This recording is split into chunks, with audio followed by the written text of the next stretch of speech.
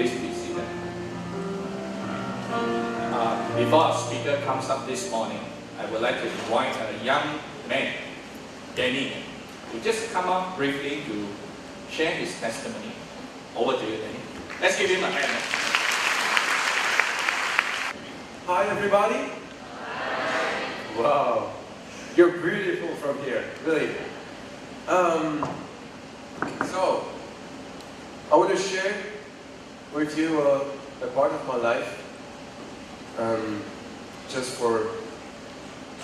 because I love God for what He do in my life. And so, a lot of people ask me where am I from, and it's always a bit hard for me to say that because I'm not for a typical country. Normally, je parle français, I speak French, but I never lived there. I was an MK, so my parents was missionary in Congo. So this is the place where I was born, and I lived there for 7 years. So until 7, I spoke Swahili better than French. It's funny when I see some movie when I was young, my father talked to me in French, but I don't know how to answer in French, so I answer in Swahili. And after that, after 7 years, my biggest brother needed to go to high school. So we moved in Burkina Faso. It's another place in Africa, next Ghana. And then we lived there again 7 years. So I was 14 when we left Africa. And again, my biggest brother needed to go to the high school again. And also my parents said it was time to go back in Europe, because they were there for 15 years. So they said it's time to go back in Europe.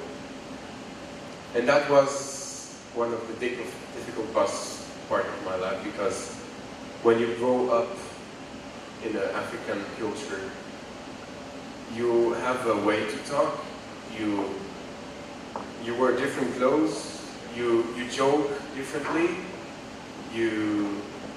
everything is different. And we moved in Switzerland.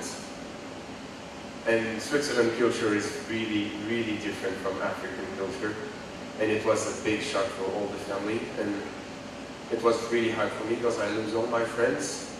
And I was exactly in the middle of the, when you're 14, you start to search, like, who am I? Why I am on earth? Who is really God? Because I believe in God, because my parents was Christian.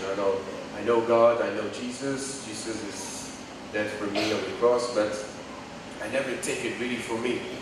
So it was like, I'm 14, and I've got no friends. Everybody look at me like I'm a stranger, like everything I do is wrong because I was talking in the wrong way. I tell a joke to the friends and they just look at me like, well, it was funny, I wanted to tell a joke. So I really felt totally not accepted by the people in Switzerland. And then I really thought it was my fault. I was bad, I was a bad Christian, I was a bad boy. I hate school. Learning, it was just something impossible for me. Though I have bad results, bad things. So when I get home, my parents was not really happy with me because I bring bad results and, well, everything. And I really started to hate myself. I was like, I hate me. And I hate the way I am. I hate everything I do. I don't know what I want to do with my life. I do nothing good. I have no friends. That means I'm not a good person. So I start really to hate myself, and I start to fight with God. I say, God, you just did the worst things that happened in my life because of you I was born in Africa. Because of you I've got Christian fathers and Christian moms, and they always talk to me about God, but nothing happens in my life. Do you see me right now? There's nothing cool happens to me. So God, I think I hate you. And because of that, it was worse and worse and worse. And finally I said, God, this is too much. So I'm a good climber. I like to climb on trees and everything. And so I like to climb on my roof. And it was a night, it was winter. There was like 15 centimeters of snow on the roof. I was like, okay, it's time. That I don't need to stay on earth. I'm useless. So I get in the top of the roof of my house, and was ready. I was just here, and I was crying, saying, okay, this is sad, but this is the way. This is my life. I mean, it's not here. And I said, okay. I was a little bit afraid because it's not easy, you know. You look at it, it's high, you know. I said, oh.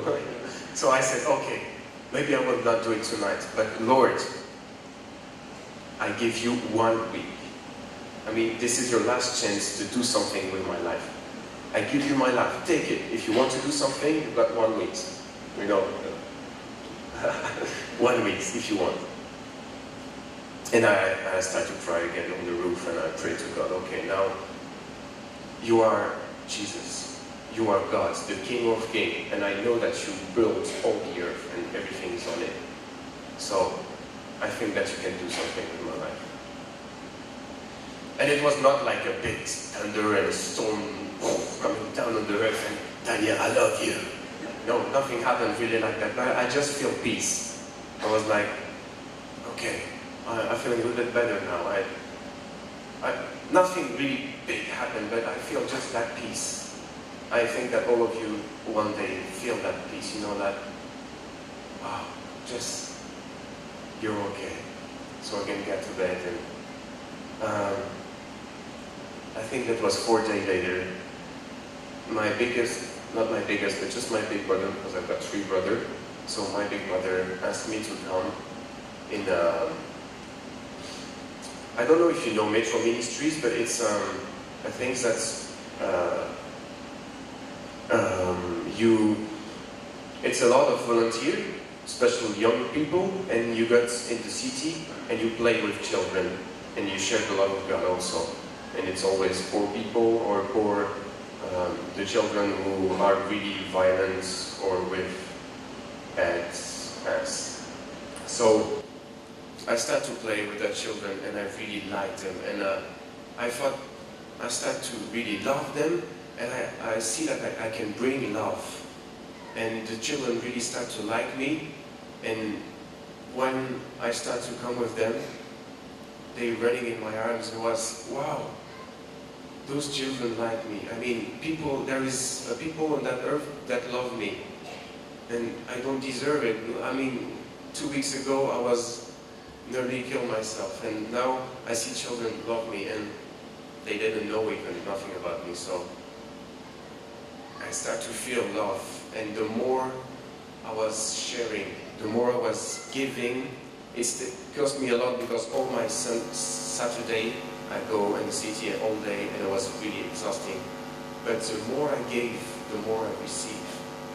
And we did a camp for 1 weekend, and they were talking to the children, not me, but another guy. He talked about hearts and scars. It was for the children, but I was in the back, and I just started to cry again, and this is for me, this is not for the children maybe, but this is really for me. And that was a real time. I gave my heart to the Lord. And now, after that, I start really to enjoy to live with God, because God is just so great. I mean, when you listen to Him, He's awesome. And I didn't say that since you gave your life to Jesus, you have a great life. Bad time had come after that, but yeah, I just want to tell you that God is so good. And now I'm on the Logos Hope. I signed up for 2 years, and it was not really easy to go there, because you have again to lose everything, your friends, your home, your job. You have to stop everything, and you have to start a new life. And I really want to enjoy it.